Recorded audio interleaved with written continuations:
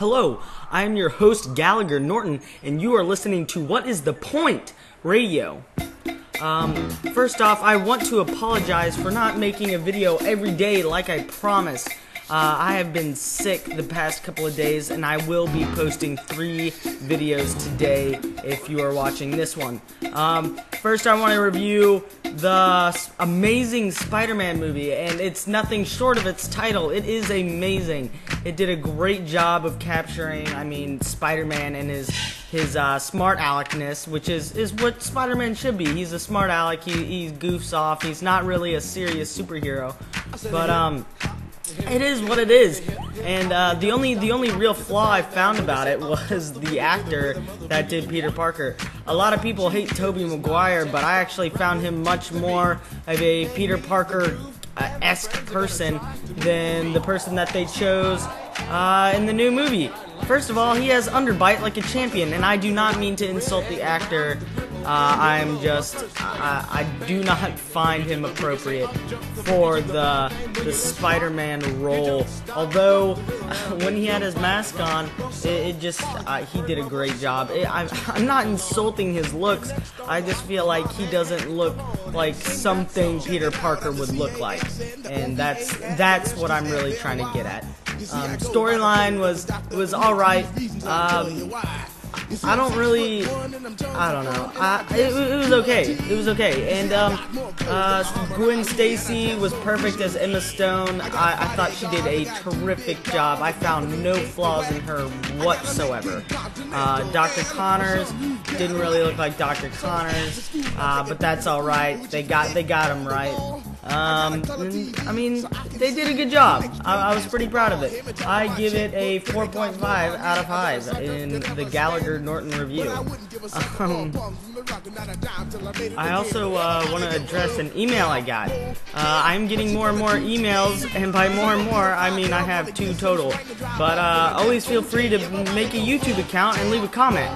But the email asked me what it's addressing. I think my first show.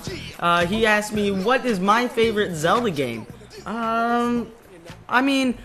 Everyone's gonna tell you that Zelda Ocarina of Time was the best Zelda ever created, and I find that true. But I feel I haven't played the 3DS version, and I feel like if I did, it would be my favorite. But it's hard for me to like a game that's so graphically declined compared to the newer Zeldas. But storyline-wise, yes, Ocarina of Time was the best, and I'm not trying to feel unappreciative of the greatness of Ocarina of Time. But the question was, which one did I think was the best? And I'm gonna go as far as to say it's a tie between Twilight Princess and Wind Waker.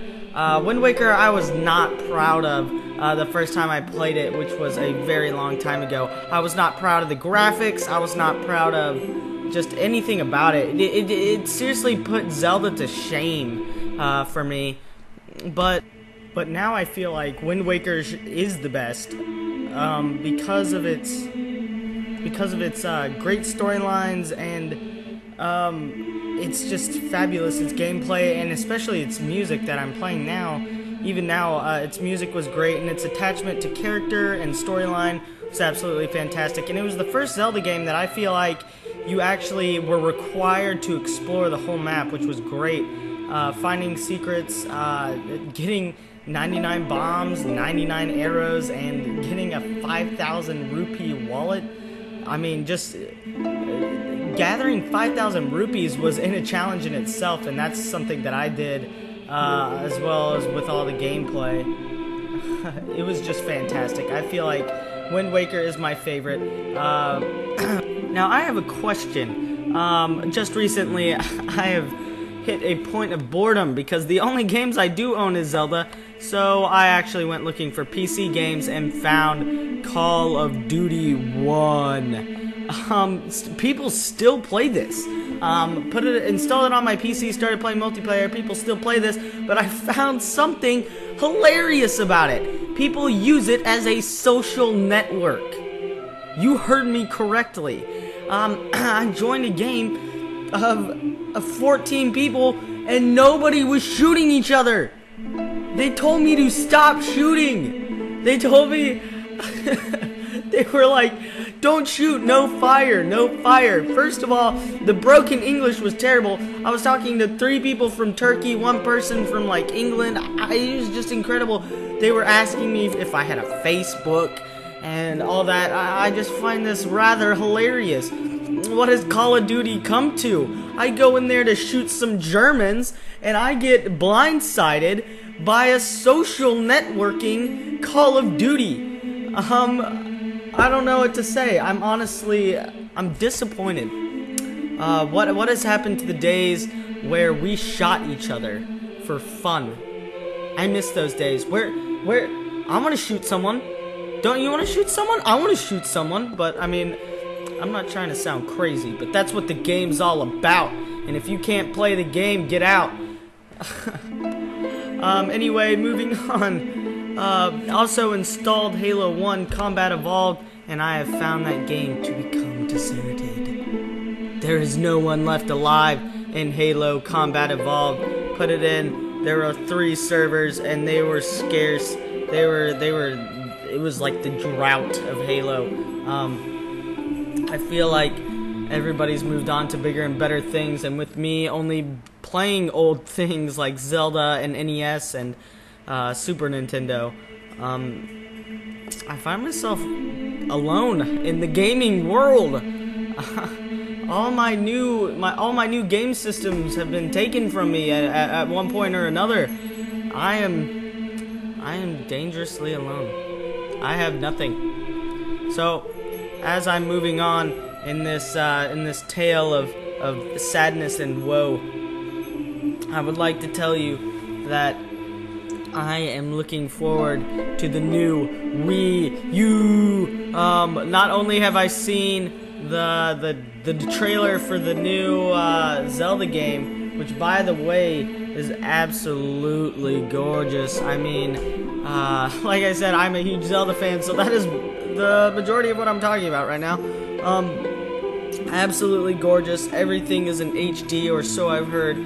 I've seen the demos probably 12 or 13 times. I'm giving YouTube a lot of views on those people who had the demo footage. So, I mean, it looked great. He's walking into what looks like the Temple of Time. A giant spider comes in, and it's like, holy crap. And he is taking it on like Link should. He goes in there and just totally brawls with this thing, or what it looks like. I'm hoping that's Navi with him. I don't know where we stand in the timeline with this game, but I'm hoping it brings back Navi. As much as people made fun of Navi, hated Navi, everybody hated Navi. But in saying that, Navi was the original greatness fairy, and I want her back. You hear me? I want her back. But in saying that, it looks absolutely stunning. They also showed it at night. It looks like this game has a realistic nighttime, as in the other games it did not. It was just I say it didn't have a realistic night. It was realistic. The time frame. I mean, it would go from day to night in 2 minutes. This game looks like it might actually have a realistic time of day. And if it does, that is absolutely awesome. If it can do that, I'm absolutely impressed, which means hopefully Zelda has stepped it up where only you can do certain things at night, and that makes more gameplay, which I feel like would be smart if they actually put a real clock on the game, because not only would it you can do more quests if you can only do some at night. So it leaves you it leaves you planning out how you play the game. If you are doing something during the day, you're like, oh, I need to do this quest, but I can only do it at night. It leaves them doing more quests during the day, and then they plan it out. Oh, I have to get on, play it at night, so I can beat this quest. That's it for this episode 4. I hope you enjoyed it. I am your host, Galigar Norton, and I will see you for the other 2 if you're willing to watch them. Thank you.